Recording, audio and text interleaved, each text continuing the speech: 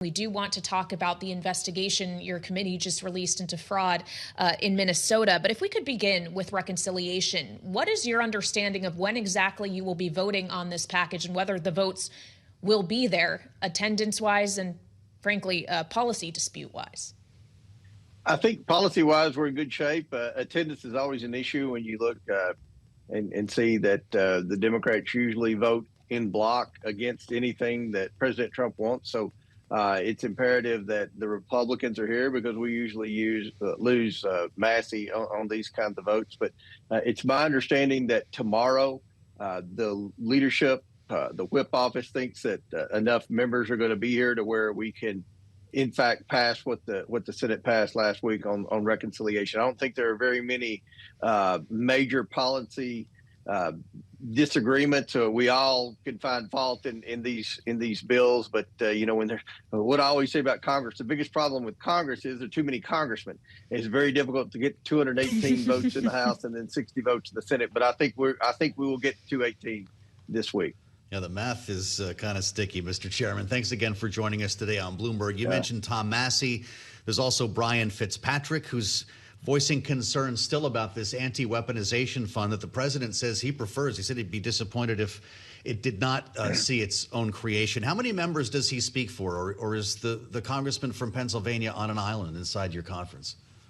No, there's a lot of heartburn over that weaponization fund. I don't think that there are many Republicans that dispute that the government has been weaponized. I don't think there are many of us that dispute that there are people who are victims of weaponization that probably deserve some type of compensation. But there were just so many question marks about how it was created, where the funding came from, who was going to determine who received compensation and who didn't.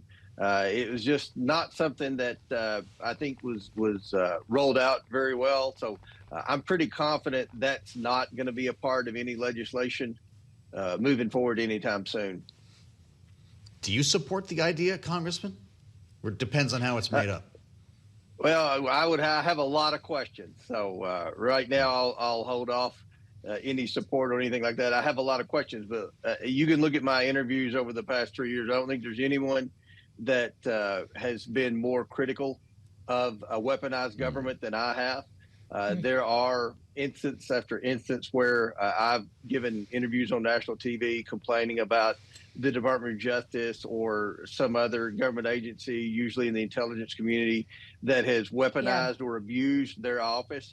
So I do believe that that's a problem. It's just a matter of how you create a fund. I think that needs to be debated in Congress. I think it needs to be transparent. And I think we need to be crystal clear on who will be the decision makers on who receives any type of compensation in the future. Got it. Well, and to your point on your concern about intelligence being weaponized, Mr. Chairman, that's why you have expressed some criticism of FISA, specifically Section 702 of the Foreign Intelligence Surveillance Act, warning that it can be abused, that there potentially is risk to civil liberties. That, of course, is a live question this week as those authorities are set to expire on Friday. We are seeing in the Senate that being held up by the president's tapping of Bill Pulte as the acting director of national intelligence. Knowing, Mr. Chairman, he is someone that used non-public mortgage data to go after perceived enemies of the president. Are you concerned that those abuses could happen as he's helming DNI? I think there's always going to be a concern that abuses can happen throughout history, regardless of which party's in power. There have always been instances where no-name bureaucrats, we often call them deep state bureaucrats, abuse their power. So, yes, I'm always concerned about that. I don't know this particular nominee. That's something the Senate decides, not the House. So I don't really have a say in that. So, I haven't put a lot of thought into that. But at the end of the day, I don't think that's a good reason not to vote to extend FISA. I would prefer warrants. I believe that that's something that's very important. Warrants for Americans. I know that's something that we fought for in the House. But at the end of the day, I do have confidence in Kash Patel and John Radcliffe and a lot of the guys that are leading our intelligence agencies right now to do the right thing. And we've got a lot of bad actors in the world, whether you're talking about people from China or talking about people from Iran. There are hot spots all over Russia. There are a lot of people that are as we speak, trying to do things to disrupt our government, to disrupt our economy, to create havoc. And I think the intelligence community should have all the tools at their disposal to be able to identify and protect Americans. Sounds like you don't believe that it will expire, Mr. Chairman. Correct me if I'm wrong. I'm wondering what would happen if it did. Well, I think we've already heard from Marco Rubio, who I think is doing a tremendous job as Secretary of State, that this would create a lot of problems for our intelligence agencies that are, as we speak, trying to monitor some of these bad actors. So I hope that it doesn't, but I know there's a lot of concern in both parties about warrants for Americans, as there should be. That's a constitutional right. So hopefully we'll get these resolved, and hopefully we can give our intelligence agencies the tools they need to protect America. Mr. Chairman, Kayleigh mentioned the work you're doing on the committee around fraud in Minnesota, and we do want to talk about this because you dropped a more than 200-page investigation here in which you allege the governor, Tim Walz, and the Attorney General, Keith Ellison, allowed fraud to occur. We saw you pull them both before the committee back in March. I believe it was early March. What's the end game here? Will this investigation lead to a piece of legislation?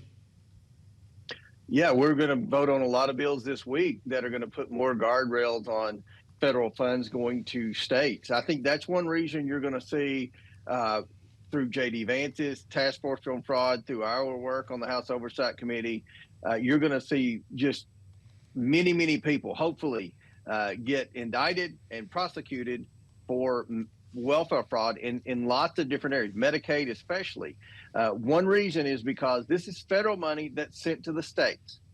And I think if the states if it was 100% state money, I think they would stay on top of the fraud a little bit better. But because it's federal money, and they don't want to do anything to disrupt the money, if you say, oh, we've got all this fraud here, that might trigger what we're seeing now in Minnesota, where President Trump put the brakes on certain different types of Medicaid funding into Minnesota until they get the fraud under control. So what our investigation did, we had whistleblowers come in who were predominantly Democrat career state employees in Minnesota that have been saying this fraud's been taking place for years. And they had, under oath, told us that they had warned Tim Walz and Attorney General Keith Ellison, and they didn't want to do anything about it. And I think that's criminal. I think that's something that every hardworking taxpaying American is sick and tired of, sending money to Washington, now their hard-earned paycheck, and then seeing it lost to fraud and fraudsters. There's always going to be fraud, but to know about it, to have these state employees blow the whistle and say there's fraud happening here with this particular program, whether it's the daycare, whether it's the hospice program in California, whether it's the Medicaid fraud in Minnesota, and for the leaders to not do anything, that's what our investigation was focused on. And we had enough testimony and enough evidence, emails, depositions, to determine that the governor and attorney general knew about it, yet did nothing about it. Well, and can you actually quantify it? In the report, you write about an estimated $300 million in federal child nutrition funds and potentially $9 billion in Medicaid-related funds, pulling that estimate from the Department of Justice. Were you able to independently confirm those figures, or are these just estimates? The $300 million's confirmed, and there were reports when the fraud was being uncovered, media reports that range anywhere from $1 billion to $18 billion. But we are confident it's over $1 billion, which is that's real money in Kentucky. I don't know that it reached $18 billion because I don't think that would have been 100% of every dollar that went to Medicaid, and a lot of the money did reach the people that it was intended to reach, but a lot of it didn't. And that's where we come in. We want to make sure that every penny that is entitled to someone who's truly disabled, who's truly Medicaid eligible, gets their benefits. And what we're seeing is because Medicaid dollars are being wasted by such a large amount in all 50 states, that a lot of programs that are funded by Medicaid are being cut now.